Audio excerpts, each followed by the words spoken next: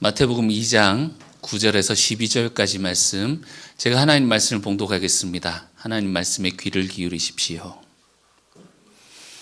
박사들이 왕의 말을 듣고 갈새 동방에서 보던 그 별이 문득 앞서 인도하여 가다가 아기 있는 곳 위에 머물러 서 있는지라. 그들이 별을 보고 매우 크게 기뻐하더라. 집에 들어가 아기와 그의 어머니 마리아가 함께 있는 것을 보고 엎드려 아기께 경배하고 보배합을 열어 황금과 유향과 모략을 예물로 드리니라. 그들은 꿈에 헤롯에게로 돌아가지 말라 지시하심을 받아 다른 길로 고국에 돌아가니라. 아멘. 이것은 하나님 말씀입니다. 하나님께서 오늘 이 말씀을 통해서 우리에게 은혜 베풀어 주시기를 원합니다.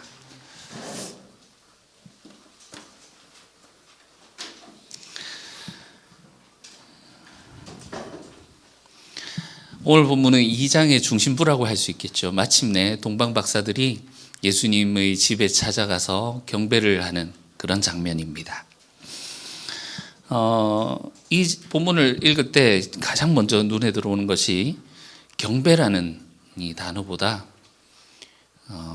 앞에서 우리가 읽어왔었던 이 자리에 있어야 하지만 경배하지 않고 있는 자들과 이런 자들이 여기 와서 경배를 하네 하는 이 경배하는 주체에 대한 그 대조가 우리의 눈에 먼저 띕니다. 앞에서 8절에 헤롯이 찾거든 나에게 고하여서 나도 가서 그에게 경배하게 하라 이렇게 이야기를 했지만 우리는 알고 있죠. 경배라고 하는 참으로 거룩한 그 말 속에 아이를 살해하려고 하는 그런 정치적인 술수, 살해하려는 의도를 그 위에 싸고 있었더라 하는 것을 우리가 알고 있습니다. 그런데 오늘 11절의 동방 박사들은 보니까 엎드려 아기께 경배하고 보배함을 열어서 예물을 드립니다. 헤롯의 경배는 말뿐이었지만 박사들의 경배는 엎드려서 하는 진정한 삶의 헌정이지 않겠습니까? 여러분, 여기서 우리가 조금 더 깊은 질문을 던져보면 좋겠습니다. 왜 이방인들이 유대인 왕에게 경배를 할까? 분명히 이들이 찾아온 것이 유대인 왕이 어디 있느냐 하면서 유대인 왕을 찾아왔죠. 그런데 왜 유대인 왕에게 이방인들이 경배를 할까 말입니다. 유대인의 왕이면 또한 유대인의 왕이면 유대인들이 먼저 와서 경배하고 하러 나와야 되지 않겠습니까? 제사장들, 서기관들이 먼저 와야 하지 않겠습니까? 오히려 이방인들이 찾아와서 엎드립니다. 왜 이방인들이 유대인의 왕에게 경배를 할까요? 9절 보시니 박사들이 왕의 말을 듣고 갈새 동방에서 보던 그 별이 문득 앞서서 인도하여 이렇게 말하고 있습니다.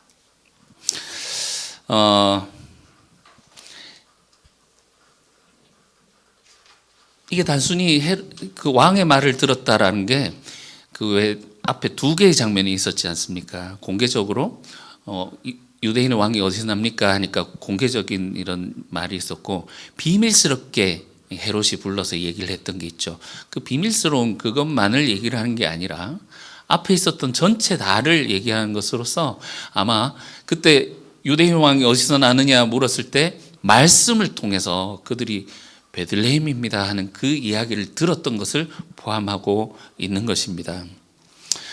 그러니 우리가 앞의 설교에서 다루었던 게 있는데, 지식이 있다고 해서 전부 다 경배하러 가는 것은 아니더라. 정확하게 이것을 말한다고 해서 경배드리러 가는 것은 아니더라. 그래서 예루살렘에는 이 성경을 가진 사람들, 예언을 풀이하고 그것을 말할 수 있는 사람들이 있음에도 불구하고 그들은 움직이지 않았습니다. 반면에 이방인 박사들은 그 말을 듣고 성경에서 주시는 하나님 말씀을 듣고 떠나게 되죠. 이 지점에서 앞서 앞절에서 인용된 말씀 6절을 보니까 또 유대 땅 베들레헴아 하면서 이것이 미가 5장 2절 사무엘하 5장 2절이 복합 인용문으로 이제 인용되었다 하는 걸 봤었는데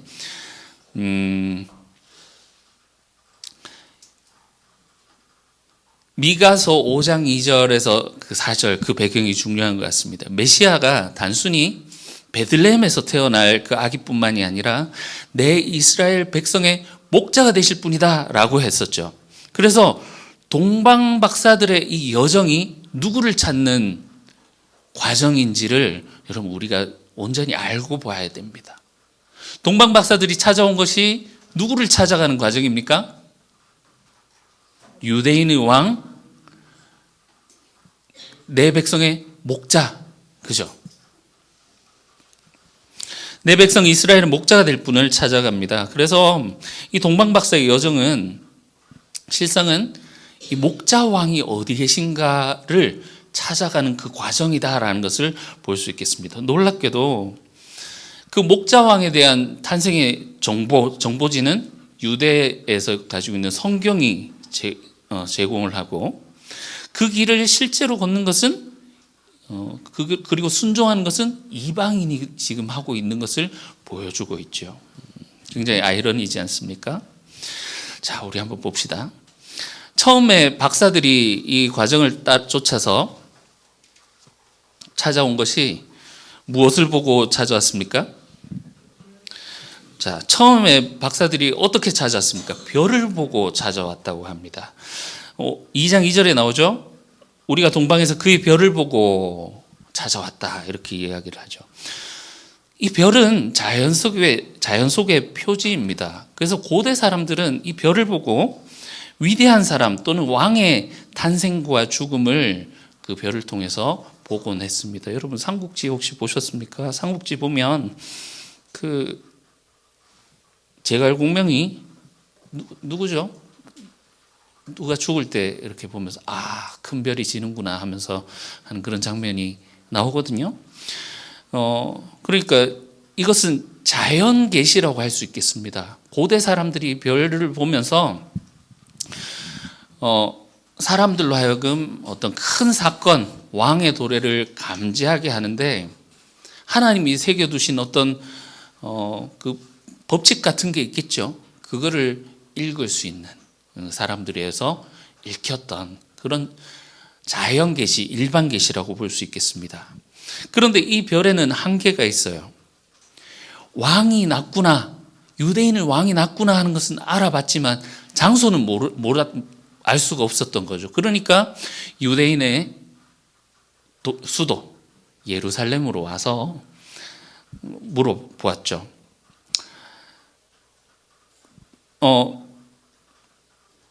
그래서 박사들은 예루살렘까지는 왔지만 정확하게 알지는 못했었다. 그런데 별을 보고 이끌려온 자들에게 유대 사람들이 가지고 있는 하나님으로부터 받은 특별 계시, 성경이 있었어요. 그러니까 그들의 그 말을 듣고 그들에게 그 유대인의 왕 그리스도가 어디서 나왔는지 그 정보를 성경에서 찾아서 보여줍니다. 헤롯의 궁정에서 서기관들이 입을 통해서 낭독이 되죠. 유대 베들레헴아 내게서 한 다스리는 자가 나와서 내 백성 이스라엘의 목자가 되리라. 여기서 일반 계시와 특별 계시가 만나는 그런 순간이다라는 겁니다. 자연의 신호, 자연적으로 일어나는 것들 가운데 여기에서 하나님의 손길을 느낀 사람이 있을까요? 없을까요? 있지요. 과학 그 신비하게 맞아떨어지는 그 과학과 지구는 5대양 6대주, 인간의 몸은 5장6부, 그죠? 이런 것부터 해가지고 인간은 또 소우주라고 하기도 하고 거시적으로 봐도 미시적으로 봐도 참으로 신기하게 할 수밖에 없는 누군가가 탁 쥐고 있지 않으면 이 지금 돌아가는 이 자연 세계가 어떻게 돌아갈 수 있겠는가? 자연을 바라보면서 그 하나님의 손길을 느끼는 과학자들이 얼마나 많이 있습니까? 그런데 그것만 가지고는 부족한 거죠. 이것을 만드신 분이 어떤 목적으로 지었는지, 그리고 인간을 만드신 목적이 무엇인지, 그 만드신 분이 인간과 어떤 관계를 맺어오셨는지 성경을 통해서만 알 수 있게 되는 것이지 않습니까? 지금 이 일반 계시를 보고 온 사람들이 지금 성경을 보고 성경을 통해서 그분의 탄생을 알게 된 순간이다, 이렇게 볼 수도 있겠습니다. 그런데 중요한 것은 박사들이 이 말씀을 듣고 순종했더라는 겁니다. 그냥 정보만 수집한 것이 아니라 유대인의 왕을 찾아서 왔는데 그 왕을 찾아 끝까지 그 말씀을 따라 순종하는 길을 걸어가더라.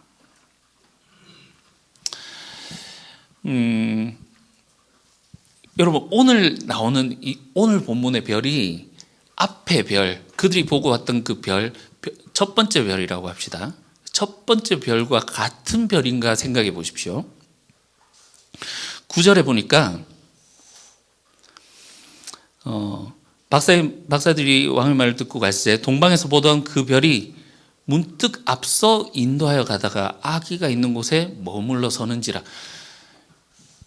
여러분, 이 그림이 그려지십니까? 저는 아무리 상상을 해봐도 그려지지 않거든요.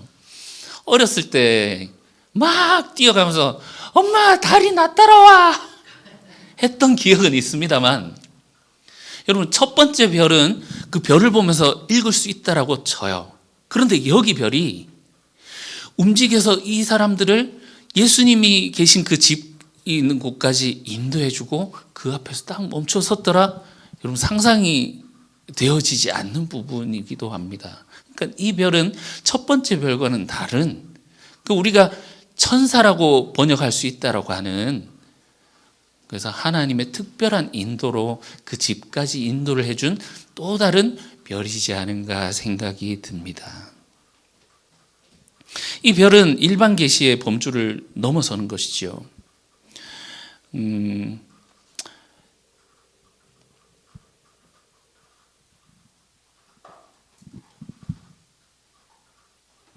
그 민수기 24장 17절에 보시면,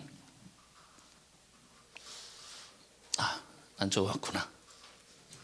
우리 민수기 24장 17절을 한번 찾아볼까요? 민수기 24장 17절을 보면 발람이라고 하는 사람의 입에서 예언이 나옵니다. 야곱에게서 한 별이 나오며 한 규가 이스라엘에서 일어설 것이다.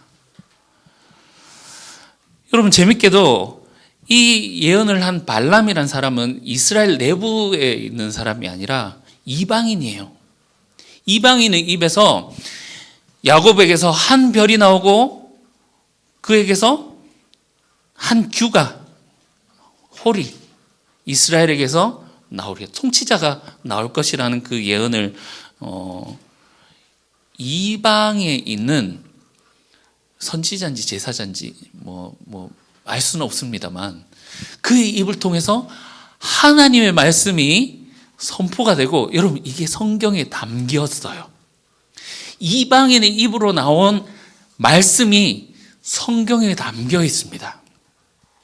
그리고 놀랍게도 오늘 이 본문에 별이 이 예루살렘에 있는 곧 야곱의 그 민족으로부터 출현해서 이 별을 보고 따라가는 자들이 나오게 되는데 그들도 또한 이방인입니다.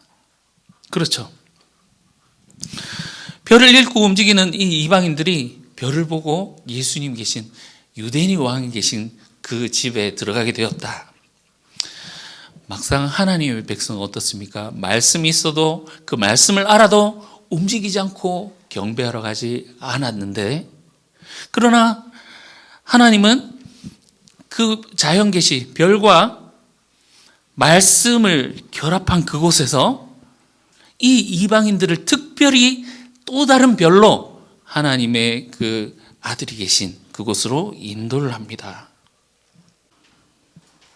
자, 11절이 오늘 본문의 중심이죠. 우리 같이 한번 읽어보겠습니다. 마태복음 2장 11절 같이 읽겠습니다. 시작. 집에 들어가 아기와 그의 어머니 마리아가 함께 있는 것을 보고 엎드려 아기께 경배하고 보배합을 열어 황금과 유향과 모략을 예물로 드리니라. 참으로 아름다운 그림이지 않습니까? 전통적으로 이 본문을 어떻게 해석을 하느냐면 이들이 드렸던 이 선물이 예수님의 그 본질과 그 예수님이 하실 사역과 예수님이 어떤 분인지를 보여준다고 이렇게 해석을 해왔어요. 황금은 뭡니까? 왕권을 상징하고, 유향은 뭡니까? 제사장이 제사 지내는 그거를 의미하죠. 그러니까 예수님은 하늘과 땅을 잇는 참 제사장이시다, 이것을 보여주는 것이다. 그리고 모략은 죽으신 후에 그 시체에 바르는, 그래서 예수님의 희생과 우리를 살리시기 위해서 오신 그 목자로서의 그 사명을 완수하기 위해 오신 것이다라는 그런 것으로 우리가 많이 해석을 해왔습니다. 그것도 의미가 있겠습니다. 그러나 여러분, 조금 더 큰 그림으로 봅시다. 이 그림은요, 구약에 말씀된 예언이 지금 성취되는 장면이에요. 어떤 말씀이냐면 이스라엘 왕에게 열방이 와서 조공을 드리는, 여러분 솔로몬 시절에 그 막 나라가 부강하고 해서 옆에 있는 나라들이 선물을 가지고 오는데, 여러분 우리 지금 그 사실은 아랍 사람들 얼굴 보면 어느 나라 사람인지 무슨 국가인지 잘 구분이 됩니까, 안 됩니까?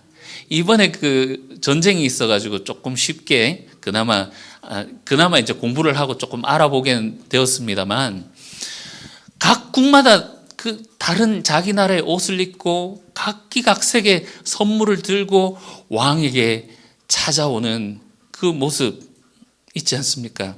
그럼 시편 72편을 보시면 이런 말씀이 있어요.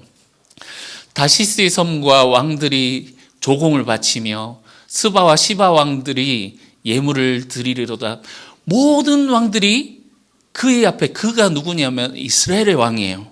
유대인의 왕이죠. 그의 앞에 부복하며 모든 나라들이 다 그를 섬기리로다. 이사야서에도 있어요. 우리 좋아하는 말씀이 있죠. 일어나라, 빛을 발하라. 내 빛이 내게 이르렀고 여호와의 영광이 내게 임하였다 하면서 열방이 그 빛을 보고 나오는데, 그 모습이 허다한 수많은 낙타와 미디안과 에바의 어린 낙타가 내 가운데 가득할 것이며 스바 사람들은 다 금과 유향을 가지고 와서 여호와의 찬송을 전파할 것이며 하면서 이사야 60장에 그렇게 나옵니다. 그러니까 예언되어 있던 그 말씀, 모든 만민들이 와서 유대인의 왕에게 이 예물을 바치고 경배하는 이 장면들, 이것이 성경에 이미 예언이 되어 있더라는 겁니다. 동방박사의 이 예물 드린 이 장면은 바로 이 장면이 역사 속에서 그 하나님의 그 예언의 말씀이 역사 속에 지금 현실화되고 있는 그 장면이라는 거죠. 열방의 빛을 따라 나오고 예물을 드리고 왕 앞에 엎드리는 그런 장면. 근데 여기 지독한 아이러니가 있죠. 예수님은 유대인의 왕이시다 라고 처음부터 이들이 와서 예수님, 유대인 왕이 어디 계시냐 이렇게 물었지 않습니까? 유대인 왕 헤롯은 그를 죽이려고 하고, 예루살렘은 소동하지만 경배하러 가지 않습니다. 제사장들과 서기관들이 성경을 읽어주지만 발걸음을 옮기지 않죠. 실제 경배가 이방인들에 의해서 드려지게 되더라. 여러분, 지금 이 장면이 마태가 전체 마태복음과 성경에 나오는 그 주제를 압축해서 보여주고 있는 거예요. 예수님이 원래 누구를 위해서 오셨습니까? 1장 21절 보니까 아들 낳으니 이름을 예수라라. 그가 누구를? 자기 백성을 그들이 죄에서 구원하기 위해서 오셨다, 이렇게 말을 하고 있죠. 그리고 2장 6절에 보니까 내 백성 이스라엘의 목자가 될 것이다. 하나님의 백성, 하나님의 백성을 구원하기 위해서 오셨다. 그런데 이 거부가 나중에 예수님이 십자가에서 못 박히실 때 절정에 다다르게 됩니다. 27장 25절 한번 가보세요. 마태복음 27장 25절 보니까, 자, 빌라도가 아무 상관도 없이 이제 이들의 고발로 인해서 예수라는 청년을 앞에 세워놓고 네가 무슨 죄를 지었느냐 하고 조사를 해보니 죄가 없는 거예요. 그러니까 야, 아무리 조사를 해봐도 죄가 없더라. 그러니까 그들이 계속 이제 그를 십자가에 못 박으소서 하면서 우기니까, 야, 응? 그 23절에 나오죠. 어찌 미냐 무슨 악한 일을 하였느냐 더 소리를 질러 이르되 십자가에 못 박아야 하겠나이다 하니까 빌라도가 손을 탁탁 털면서 나에게는 죄가 없다. 이거 너네들한테 돌아가는 거야. 이렇게 얘기를 합니다. 그때 사람들이 어떻게 소리 지릅니까? 25절에 보니까 백성이 다 대답하여 이르되 그 피를 우리와 우리 자손에게 돌릴지어다. 여러분 이렇게 얘기를 하는데 백성이라는 단어를 굳이 마태가 백성이라고 쓴 이유가 있는 것 같습니다. 백성, 누구의 백성이? 하나님의 백성이. 예수님이 오신 것이 하나님의 그 양들을 목자로서 그들을 구원하기 위해서 오셨는데, 자기 백성을 살리기 위해 오셨는데 그 백성이 그를 죽이면서 거부하면서 이 피를 우리에게 돌리라 하면서 백성이 그 주인을, 왕을 배반하고 있는 그런 장면이지요. 너무나도 중요한 장면입니다. 부분입니다. 예수님이 왕권은 헤롯과 다른 왕권입니다. 헤롯은 빼앗고 누르고 짓밟아서 유지하는 왕권이지만 예수님의 왕권은 자기 생명을 백성을 위해 대속물로 주기 위해서 오신 그 왕권이거든요. 그러나 백성은 거부하더라. 그래서 이 오늘 본문이 단순히 그 아기가 있고 그 부모가 있는 곳에 동방에서 온 박사들이 보배합을 열어 선물을 드리고 하는 낭만적이고 아름다운 이야기가 아니라, 한편으로는 여기 있어야 될 자기 백성들이 어디 있느냐, 그 백성에 대한 고발을 지금 하는 것이고, 다른 한편으로는 그 백성 대신에 또 다른 백성이, 새로운 백성이 지금 영입되고 있는 그 장면을 보여주는 것입니다. 유대인의 왕이라고 했지만 사실은 모든 민족의 왕이었더라라는 것이 지금 선포되는 자리라는 거죠. 이 오늘 본문이 마태복음 전체 안에서 읽을 때 더욱더 선명하게 보입니다. 우리 지난번에 한번 봤었는데 마태복음 28장 마지막에 보면 예수님이 18절 예수께서 나와 이르시되 하늘과 땅의 모든 권세를 내게 주셨으니 이렇게 했는데, 히브리 성경이 제일 마지막에 가보니 제일 마지막은 페르시아 왕 고레스의 칙령으로 끝이 납니다. 고레스의 칙령에 보니까 하늘의 하나님 여호와께서 내게 세상 모든 나라를 내게 주셨고 하면서 하는 그게 있는데, 고레스의 칙령, 여러분 그 페르시아가 당시에는 오늘날 미국보다도 어쩌면 더 이제 큰 그런 제국이었던지도 모르겠습니다. 진짜로 땅의 모든 권세를 가진 것 같은 그런 황제로 불렸거든요. 그런데 그가 했던 그 말, 하나님께서 세상 모든 나라를 내게 주셨다라고 했는데, 지금 부활하신 예수님은 그보다 더욱더 큰 선포를 하고 계시는 거예요. 땅뿐만이 아니라 하늘과 땅의 모든 권세를 내게 주셨다, 이렇게 말씀하십니다. 고레스는 땅의 왕이지만 예수님은 어디의 왕이시다? 하늘과 땅의 왕이시다. 고레스는 유대인들을, 그래서 그 칙령을 가지고 유대인들이 예루살렘으로 돌아가라 이런 칙령을 내리지만, 예수님은 제자들에게 모든 민족에게 찾아가라, 그를 제자 삼아라, 이렇게 말씀하십니다. 그래서 이 선교 명령이 단지 내가 이스라엘의 왕, 유대인의 왕이다 뿐만이 아니라 모든 민족을 제자 삼아라는 그 의미가 무엇입니까? 모든 민족의 왕이심을 전파하라는 그런 의미입니다. 여러분, 그러면 우리가 또 기대할 만한 장면이 있죠. 만약 거기에서 예수님이 하늘과 땅의 모든 권세를 가진 왕으로 등극하시는데 경배하는 장면이 어디 나올까요? 경배하는 장면이 없이 마태복음 거기서 끝을 내죠. 그런데 25장에 가보면, 마태복음 25장에 가보면 25장 31절, 인자가 자기 영광으로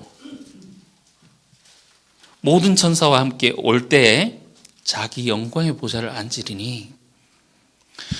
자, 지금 28장은 예수님이 승천하시기 전에 그것으로 끝이 났죠. 그런데 예수님이 모든 민족의 왕이시라서 모든 민족을 불러서 그들에게 경배받으실 때가 오는데 그게 언제라고요? 인자가 다시 자기 영광으로 자기 천사들을 데리고 다시 오시는 그날, 세상의 모든 사람들, 자 22절 보니까 모든 민족을 나오죠. 모든 민족. 유대인의 왕이면 유대인만 불러야 되는데 모든 민족을 그 앞에 불러서 심판을 합니다. 양과 염소로 갈리게 되죠. 오늘 본문의 중요한 이유는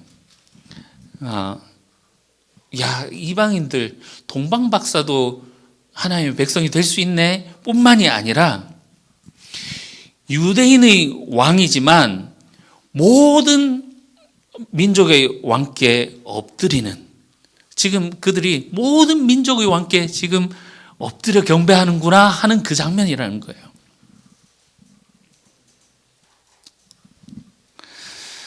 예수님은 유대인의 왕으로 오셨다라고, 유대인 왕이 어디 있느냐라고 하지만 단지 유대인뿐만이 아니라 모든 민족을 불러서 모든 민족을 앉혀놓고 심판할 수 있는 권리가 있는 모든 민족의 왕이라는 겁니다. 여러분, 오늘 2장 12절로 다시 돌아가 봅시다.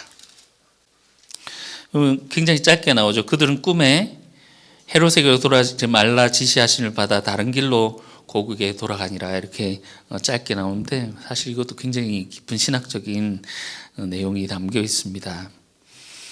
박사들이 지금 계시를 받은 게 뭘로 계시를 받았다고요? 꿈에. 잘 보세요. 계시가 점점 발전해 오고 있어요.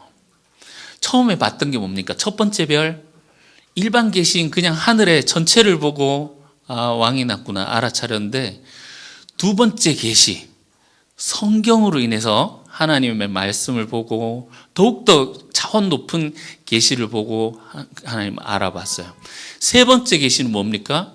하나님의 특별한 인도, 또 다른 별로, 그 위에 박혀있던 그런 별 말고, 전체에 있는 별 말고 그들을 특별히 집으로 인도하는 그 별에 의해서 인도를 받았는데, 이제는 앞에서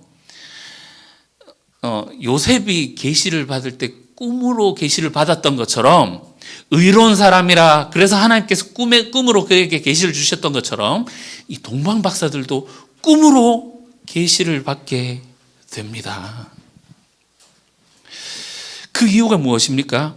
이제 하나님의 백성 안으로 들어오게 되었다라는 거죠. 하나님은 자기 백성을 부르시는 분이시지만 또한 자기 백성을 보호하시는 분이십니다. 경배했다라는 것이 단지 종교적인 행위로 행했구나 하는 그 차원을 넘어서서, 아까 전에 이제 그 앞에 엎드려서 경배하고 하는 것이 자기의 삶 모두를 드리는, 왕 앞에 충성 맹세하는 그런 것이라고 말씀드렸지 않습니까? 그러니 하나님의 왕의 통치 안에 들어온 자는 왕의 보호권 아래 있는 거예요. 왕께 경배한 자들, 그들은 하나님께서 지켜주신다. 예수님이 단지 그 작은 유대인 왕뿐만이 아니라 모든 열방의 왕이 되시며 그의 앞에 와서 지금 경배하고 있는 이 이방인들, 원래 있어야 될 백성들이 거기에 없고 그들을 대신에 또한 자신의 백성으로 받아들이게 되는 그 장면을 우리가 보았습니다. 또한 이것은 우리의 이야기이기도 하겠습니다. 오늘날 살아가는 우리가 이방, 유대인과 관계없는 우리가 이방인임에도 불구하고 그 소식을 듣고 모든 민족에게 전파하여 제자를 삼으라 하셨던 그 주님의 그 메시지를 듣고 우리가 주님께 나와서 경배하는 자들이지 않겠습니까? 그래서 이들이 보고 느끼는 그 감정, 그 기쁨이 또한 우리의 기쁨이 되어야 되겠다라는 그런 생각이 듭니다. 10절 보니까 그들이 별을 보고 매우 크게 기뻐하더라 이렇게 나왔죠. 꽃배기 기쁨이죠. 그들이 그냥 기뻐하더라가 아니라 원어로 보면 기쁨을 기뻐했다 이렇게 나오거든요. 매우 큰. 근데 중요한 것은 여러분, 이들이 언제 기뻐했느냐는 겁니다. 이들이 우리가 생각하기에는 아기를 만나고 막 보배함을 열 때 그때 참으로 기쁠 것이다 생각을 하는데 아직 아기를 만나기 전이에요. 이 기쁨은 만나고 나서의 기쁨이 아닙니다. 이것은 만나러 가는 그 과정 속의 기쁨이에요. 왜 그렇습니까? 하나님의 그 개입하심이 너무나도 명백하고 말씀을 듣고 순종하는데 이제는 하나님께서 별로 그들을 이끌고 계신다. 단지 목적지로 가는 것이 아니라 하나님의 인도 안에 있구나라는 것이 기뻤을 테고, 그리고 여러분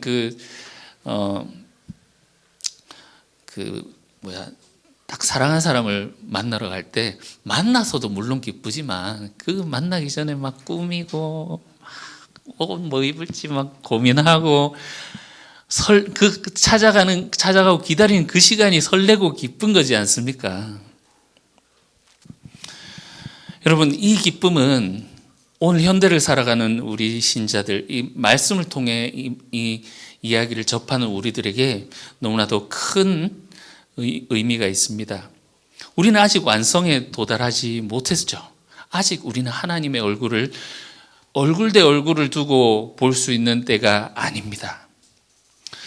그러나 우리의 기쁨은 그분께 나아가는 과정 중에 있는 삶이다. 과정이다. 그래서 말씀과 섭리 속에서 하나님께서 우리를 이끌고 계신다. 그래서 우리의 기쁨이 여기에 있다는 것이 오늘 본문에 담겨져 있는 것 같습니다.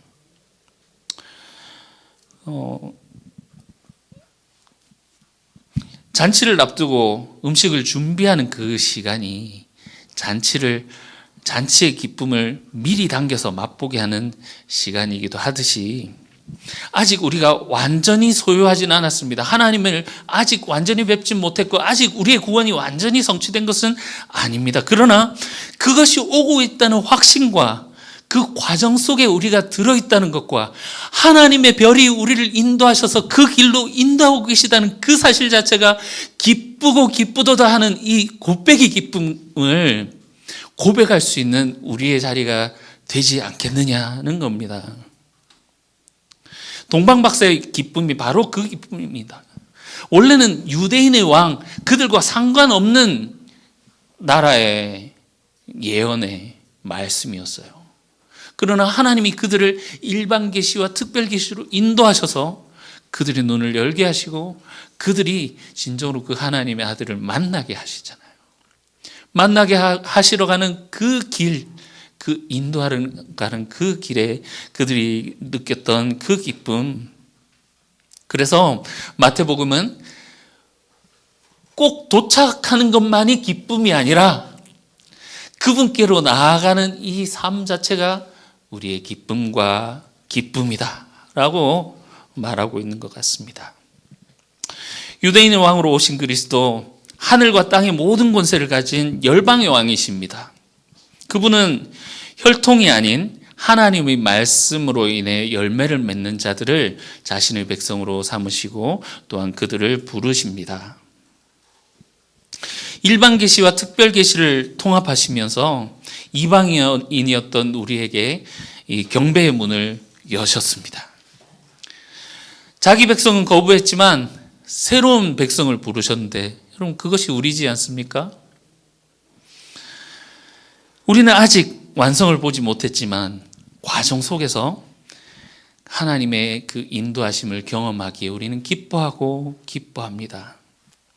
마태복음 이야기는 28장에서 끝이 났지만 우리의 삶의 역사는 아직 마태복음 25장 양과 염소를 가르시는 그 최후 심판이 남아 있습니다. 예수님이 왕으로 선포를 하셨지만 그렇지만 아직 세상 모두가 예수님 앞에 무릎 꿇고 경배하는 것은 아닙니다. 그러나 25장 인자가 자기의 영광으로 천사들과 함께 오시는 그날 세상은 그분의 영광 앞에 그분의 권세 앞에 무릎을 꿇게 될 것입니다. 그날 우리가 그 앞에 설 때 우리가 양의 편에서 복받을 자들아 하는 그런 왕의 음성을 들을 수 있으면 좋겠습니다. 그때까지 우리가 별을 따라서 말씀을 따라서 성령의 인도를 따라서 왕께로 나아가는 기쁜 여정을 계속합시다. 목적지에 아직 도착하지 않았지만 왕의 얼굴을 아직 우리가 대면하지는 못했지만 여전히 또한 우리의 삶의 고난 중에 있지만 하나님께서 우리에게 인도하고 계심을 알기에 그 과정 자체가 매우 큰 기쁨이지 않습니까? 바울도 이 곱배기 기쁨에 대해서 이야기를 했습니다. 주 안에서 항상 기뻐하십시오. 내가 다시 말합니다. 기뻐하십시오. 이 동방박사들이 누린 기쁨이 우리의 삶과 저와 여러분의 삶에 함께 하시기를 주님의 이름으로 축원합니다. 기도하겠습니다. 우리의 왕으로 오셔서 우리의 주가 되시고 우리를 구원하실 구원자가 되시는 주님 감사합니다. 우리가 주님 앞에 나올 수 없는 자들이었으나 주님이 우리를 그 죄의 구렁텅이에서 죽음의 늪에서 우리를 붙들어 주시고 건져 주셨사오니 이제 주님을 따라서 살아가는 참된 주님의 백성이 되며 주님께 경배하며 또 주님께로 나아가는 그 길 가운데 너무나도 기뻐하고 기뻐하는 저희들 되게 도와주시옵소서. 예수님 이름으로 기도합니다. 아멘.